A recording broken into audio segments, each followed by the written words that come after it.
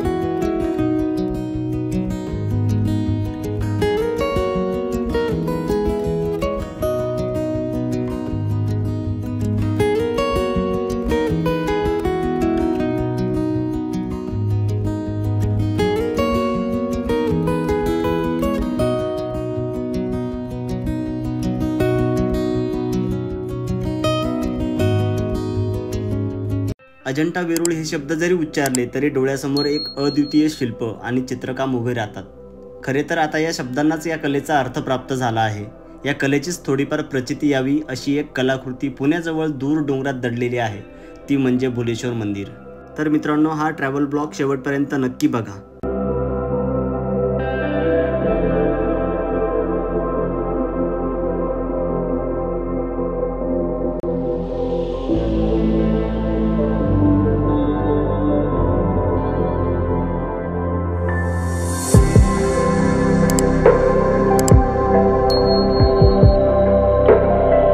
Two wheeler आणि four wheeler मंदिरापर्यंत घेऊन जाता येतात आणि या ठिकाणी कोणत्याही प्रकारचे पार्किंग चार्जेस आकारले जात नाहीत।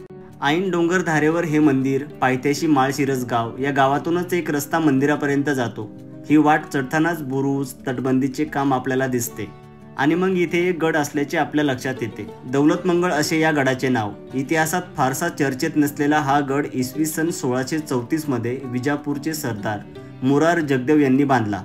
त्याचे काही बुरुज, एक दरवाजा, पायऱ्यांचा मार्ग, प्राचीन विहिरी, कुंडे असे काही अवशेष आजही आपल्याला या ठिकाणी पाहायला मिळतात। मंदिराचा बाहेरील भाग हा मराठा कालखंडातील, यातील खालचा भाग दगडात तर वरचा भाग विटांमध्ये बांधलेला आहे। यामध्ये विष्णूचे दशावतार, गणपती बाप्पांच्या मूर्ती, शक्ती देवता यासारखी शिल्प साकारलेली आहेत।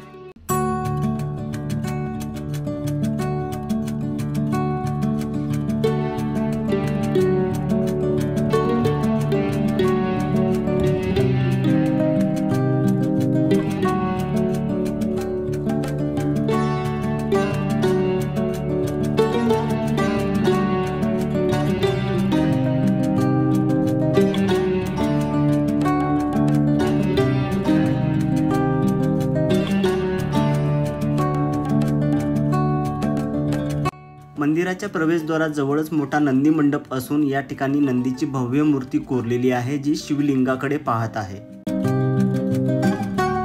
मंदिराच्या मुख्य गाभाऱ्यामध्ये शिवलिंग आहे, ज्याची पूजा प्राचीन काळापासून केली जाते।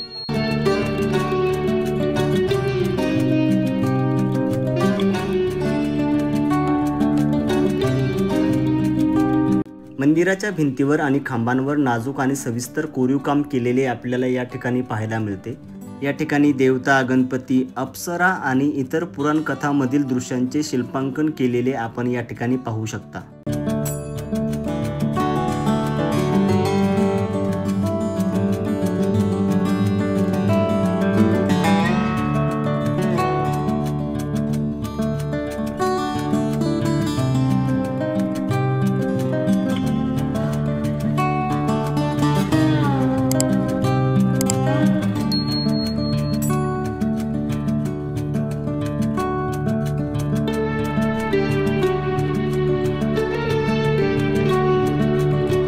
ब्रह्मा, विष्णू आणि महेश या त्रिदेवतांच्या जोडीने या ठिकाणी गणेशाला स्त्री रूपात दाखवले असून ओळखीसाठी देवतांची वाहने त्यांच्या खाली कोरलेली आहेत। देवतांना अशी स्त्री रूपात दाखवण्यामागे स्त्री शक्तीविषयी आदर असावा। यातील स्त्री रूपातील गणेशाला वैनायकी, लंबोदरी किंवा गणेशानी अशी नावे आहेत। अतिशय दुर्मिळ असा हा शिल्पपट या ठिकाणी येणाऱ्यांनी पाहिलाच पाहिजे।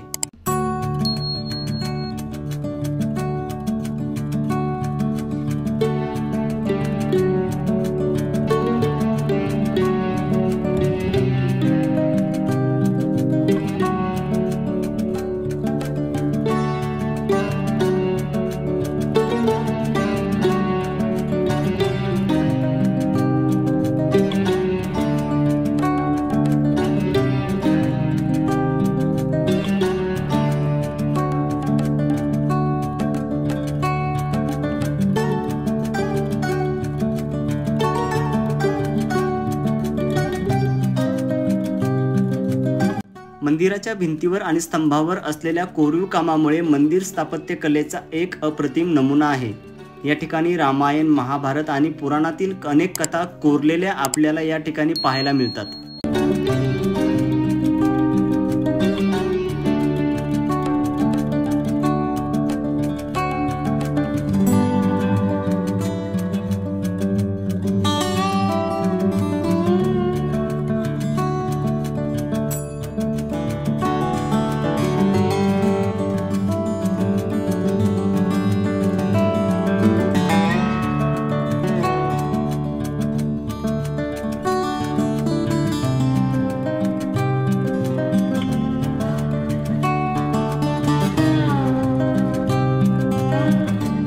भुलेश्वर मंदिर हे महाराष्ट्रातील ऐतिहासिक स्थळांपैकी एक महत्त्वाचे ठिकाण असून पुरातन स्थापत्यकलेचा अप्रतिम नमुना आहे। यादव काळातील हे मंदिर अजूनही आपल्या कोरीव कामासाठी आणि पुरातन स्थापत्यकलेसाठी खूप ओळखले जाते।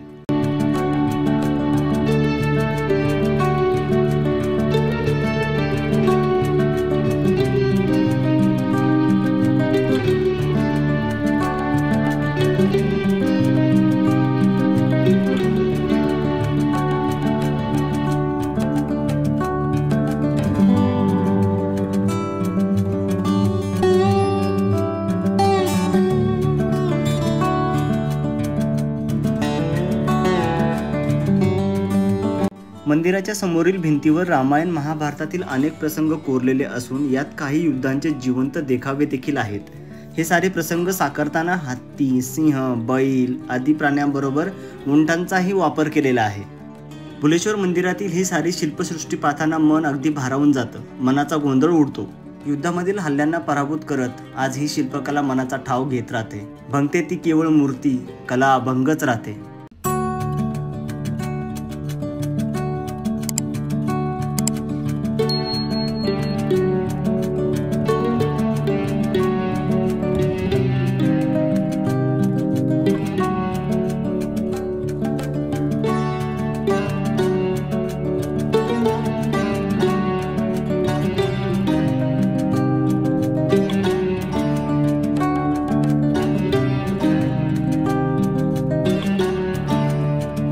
मुघल आक्रमणांच्या वेळी मंदिराचा काही भाग मोडून टाकण्यात आला होता, परंतु मंदिराचा मुख्य भाग टिकून आहे। यामुळे येथील तत्कालीन हिंदू स्थापत्यकलेची झलक आपल्याला या ठिकाणी पाहायला मिळते।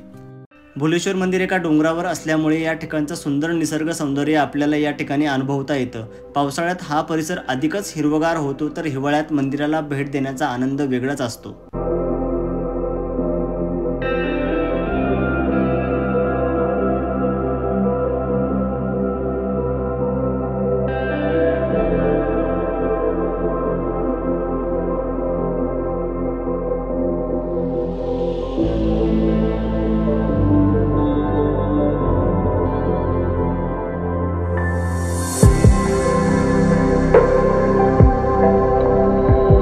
पुण्याचं वेरूळ असलेल्या भुलेश्वर मंदिराला भेट देऊन भारतीय स्थापत्यकलेचा आणि आध्यात्मिक वारशाचा, या ठिकाणच्या इतिहासाचा, शिल्पकलेचा नक्की अनुभव घ्या।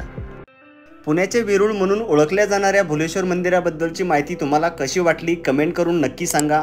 आजचा ट्रॅव्हल ब्लॉग आवडल्यास लाईक करा, शेअर करा आणि अशाच नवनवीन व्हिडिओ आणि माहिती जाणून घेण्यासाठी आपल्या चॅनलला सबस्क्राईब करायला मात्र विसरू नका। भेटूयात पुढच्या भटकंतीमध्ये, तोपर्यंत बाय बाय।